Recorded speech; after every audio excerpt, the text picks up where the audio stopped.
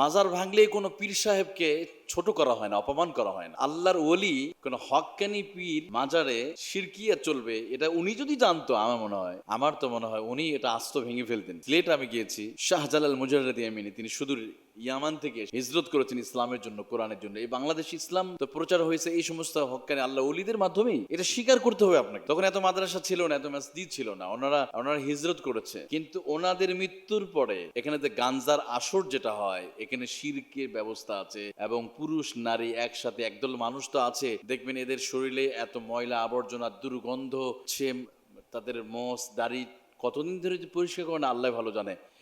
এই মাজার কেন্দ্রিক ওদের যে বিজনেস, মাজার কেন্দ্রিক অনৈতিক কাজ, ইসলাম এটাকে সাপোর্ট করে না। গরিবুল্লাহ মাজারে যান চট্টগ্রামে, ওখানে কি মহিলারা পেট ঘুষতেছে, মানে পেট ঘষাঘষি করতে, মানে পেটে বাচ্চা হচ্ছে না, ওখানে ঘষলে নাকি সন্তান চলে আসবে। এই যে শিরক, ইসলাম এটাকে কখনো সাপোর্ট করে না।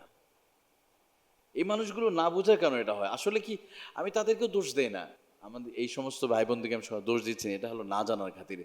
দেখেন সৌদি আরবে কোনো মাজার নাই, কোনো মাজার, কোনো পীর পাবেন না সৌদি আরবে, কোনো পীরের কোনো লাল সালু দিয়ে রাখছে না, এই ধরনের কোনো সুযোগ নাই।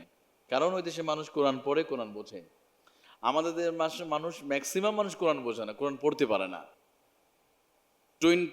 95% আননোন দ্য হলি কোরআন, 95% মানুষ কোরআন বোঝে না। তো এই যার কারণে এই অবস্থা। এমন আছে শাহপুরান মাজারে আল্লাহর ওলি, উনি তো নিশ্চিন্ত আল্লাহর মখলেস ওলি, এতে কোনো সন্দেহ নাই। কিন্তু ওনার মৃত্যুর পরে যে জায়গাটা, যে ব্যবসা শুরু করছে ওনারা, এটা ভয়ঙ্কর। আল্লাহ, উনি যদি জানতো আমার মৃত্যুর পরে এখানে শিরক চলবে, শাহজালাল মুজাররদি আমিনী যদি জানতেন, তাহলে উনি হয়তো মৃত্যুর আগে বলে যেত আমার কবরটা তোমার পাকা করবে না।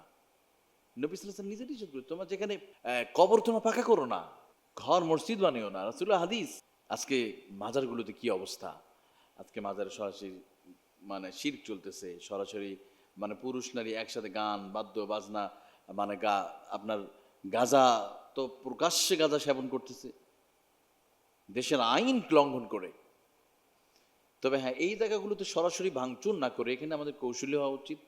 এখানে সরকার থেকে নিয়ম করে দেওয়া হচ্ছে, না মাজারে কোনো গান বাজনা করতে পারবে না, ঢোল তবলা বাজাতে পারবে না, শিরক সিজদা দিতে পারবে না, কোনো মোমবাতি জ্বালাতে পারবে না, এবং কবরে যা আছে তার নাম ধরে চাইতে পারবে না, যা চাইবে আল্লাহর কাছে। এরকমভাবে কিছু আইন তৈরি করে দেওয়া উচিত।